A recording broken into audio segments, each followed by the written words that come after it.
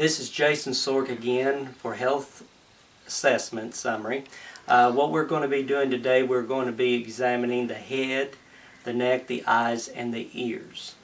Once again, I have my mom here to be the examinee, and I will be the examiner.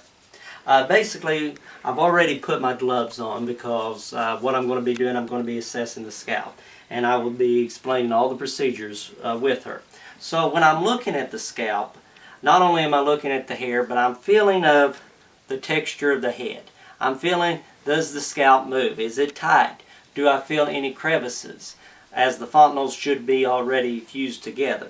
And of course, her scalp is pretty well okay. Another thing I would have her to do, Mom, I want you to bend your neck down, up, extend it, and turn side to side. I'm checking to see if there is any difficulty with her range of motion. What I also am doing here, is I am looking at her face. I'm looking to see if there's any difference. Is it asymmetrical? There is sometimes a slight asymmetry to the face, but everything looks fine. And when you're assessing, you can also do a combination of like the eyes and the ears at the same time. For example, I'm looking at her eyebrows. I'm looking to see how her eyebrows look. I'm looking and going to palpate for tenderness on the frontal and the maxillary sinuses, and I don't see anything there. Another thing a person can do is go ahead and palpate the lacrimal glands, which is near the inner cavus of the eyes, just to kind of see. I know I'm doing this at a steady pace, so to speak, or a quicker pace, I should say. The next thing I want to do is I'm going to be assessing the throat. I'm going to go ahead and assess the throat, the trachea, and work my way up into the ears and the eyes. Mom, I want you to extend your neck a little bit. And what I'm doing is I'm looking at the trachea. And of course, what I want to do, I want to feel for any nodules. Okay? I want you to swallow for me. And what I'm feeling for is the hyoid cartilage, making sure that it is moving without any difficulty, any problems whatsoever. When I look at the ears, I'm looking at the auricle, which I'm assessing the ears, feeling of any nodules. It should be, if I invert it, it should revert back to normal, which both ears are doing fine. When I'm looking at the eyes, I want you to close your eyes, and I'm looking to see if there's any swelling. I'm going to feel your eyes. I'm feeling to see if there's any tenderness, any nodules, anything that would indicate otherwise. Okay, open them. Now I want you to look straight up for me. What I'm going to do, I'm going to look at the conjunctiva. And the conjunctiva should be kind of a slight pinkish red. It shouldn't be anything different. But you're looking for any exudate, any drainage. And like I said, with the lacrimal gland, you're checking the tear ducts. You know, are they functioning? Is there any tenderness or anything like that?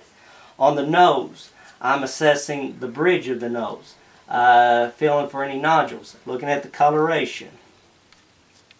And all the colorations on the ears and the nose. The lips should be the same. I'm checking to see, looking at the outer lips to see if there's any changes. Now when you're doing a head-to-toe assessment, more than likely what you'll be doing the head, the neck, then you'll be switching to the eyes, then you'll be switching to the ears, then you'll be switching to the throat. Unfortunately, I don't have an ophthalmoscope or anything to assess the ears. I have just a general pen light. But we're going to just kind of gradually look at this. Let me turn the lights off here. And what we're going to be doing, I'll be assessing Mom's pupils. Now, we have enough sunlight, and beforehand I was looking at her eyes. I was checking the pupil response. Normally, a normal pupil is usually about 2 millimeters. What I'm going to do, I'm going to flash a light. I'm checking reaction, which both eyes are reactive, which is good. Another thing that I would be doing, I'd be checking corneal sensitivity. I would position the eye and just barely touch it, and of course there's some sensitivity there. On checking, let me turn the lights back on. On assessing peripheral vision, near vision, distant vision. Distant, I would be using a Snellen's test. Most people that have had their eyes examined, they know what it would be. Mom would be approximately about like 20 feet away, or excuse me, 10 feet away. She'd be looking and reading the last line, which would be most comfortable for her. She would do it one with her right eye, with her left eye closed, or a hand covering the other eye, and then proceeding to the opposite eye. This would be assessing distant vision, which of course the normal is 20/20. Another thing is the Rosenbaum test would be, it's like a card. It's got same thing similar to the Snellen's, which she would be having close proximity, symmetry, I'll spit it out right, towards her, where she can have her near vision examined. A peripheral vision is a little bit different, and usually what they do a confrontational thing. I had it right here. What I want you to do, Mom, is I want you to use this. I'm going to kind of put this over your right eye. What she's going to do is cover her right eye, and I'm going to cover my right eye.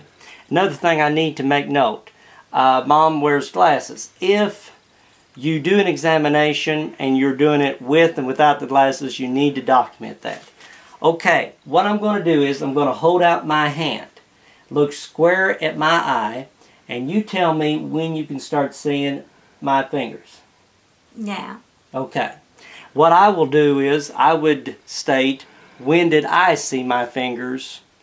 Was it about the same time? Was it before? And then that would judge her peripheral vision. And of course I would be doing it with the other eye. All right. Continuing on, what I'm going to be doing is I'm going to be assessing her nerves towards the eyes, the cranial nerves. So what I want you to do is follow my finger.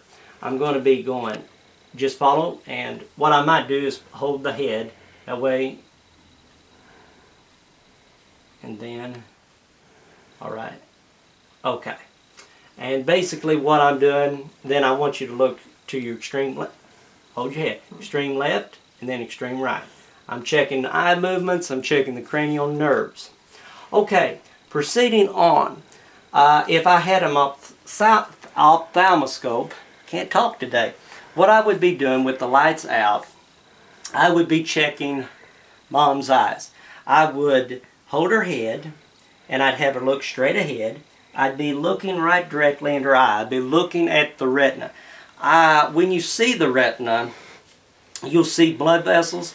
What I would be doing, I'd be assessing the blood vessels, seeing if there's any abnormality. I would look, and it would proceed on to the optic disc. The optic disc should be round in shape. It should not have any abnormality in coloration or anything like that. Any opaques would be more or less like a dark spot that you would see. After looking at the opaque, and I'd be looking, or the optic disc, then I would proceed on with the macula, checking everything out regarding the eyes. Another thing that I forgot to make mention of, when you're looking at the eyes, I'm looking at the cornea and the sclera. Looking at the cornea, making sure that the cornea is white, that there's no abnormality there. Now, if I was looking at the ear, after I proceed with the outer auricle, I would have my light. I would be holding it kind of at like a side saddle, is what I would call it. When I'm assessing the ear, I pull the auricle up and back. I would proceed on into the ear, and I'd be looking into the tympanic membrane. The tympanic membrane is usually translucent, kind of a pearl-like gray. I'm assessing, is there any bulging, any inflammation, any air bubbles, anything that would be out of the ordinary. And when you're doing assessments and stuff, you can also ask them, have you had periods of vertigo, dizziness, anything out of the ordinary. I would also palpate the temporal arteries. I need to make mention about that, seeing if there's any bulging. If I felt like maybe bulging or something out of the ordinary, I could auscultate like I would assessing beforehand. On my last, I would use the bell and I would just listen if there is a bruit, which I don't hear a bruit on. Okay. If I had a nasal spectrum, what I would do is I would assess the internal nose. Now the main thing of it is with that, you don't want to overdilate the nares, and you want to have it where the nasal septum, that's the inner part, like what I call right near the medial part of the nose, it would cause severe pain. So what you want to do is gently go in and look, have the light, and what you're checking on the terminals, you're checking the septum, the nose, seeing any inflammation. I would have Mom tilt back also, and I'm looking out of the ordinary. Is there any polyps? Is it the same? Is there any narrowing or anything like that?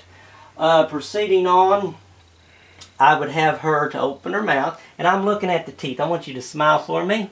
Okay, I'm looking at alignment. I'd be counting the teeth. I'd be checking the buccal membranes, which is usually on the inner cheek, checking the gingiva to see. You want to check for any coloration. You want to palpate any tenderness or anything like that. A lot of times checking the teeth. Are there any teeth missing? I would have her, since you do that, move your tongue towards the roof of your mouth. And what I'd be doing, I'd be checking, palpating any nodules there. I would also be palpating the salivary glands. And I want you to just stick your tongue out. And what you're checking on is symmetry. Does the tongue kind of turn a little bit? Does it have fissures? It should be a pink, reddish. It should be aligned. It will be moist. You take a 4x4. You would dry the tongue, and you would be palpating the tongue. Another thing, say ah for me. Ah. All right, tilt your head back. If I had a tongue blade, I would push it down, and I'd say ah. And I would be looking at the uvula, which I saw some of the uvula. I'd be looking at the soft palate. I would look to see, did the soft palate move, which it's supposed to, the uvula moving.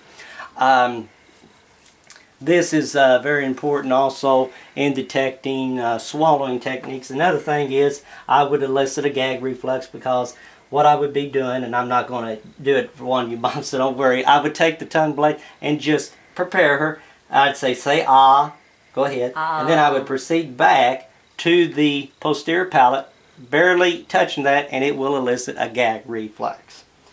So basically that is the head, neck, nose, and ear, and eye. And I hope that this pretty well explains everything. Thank you.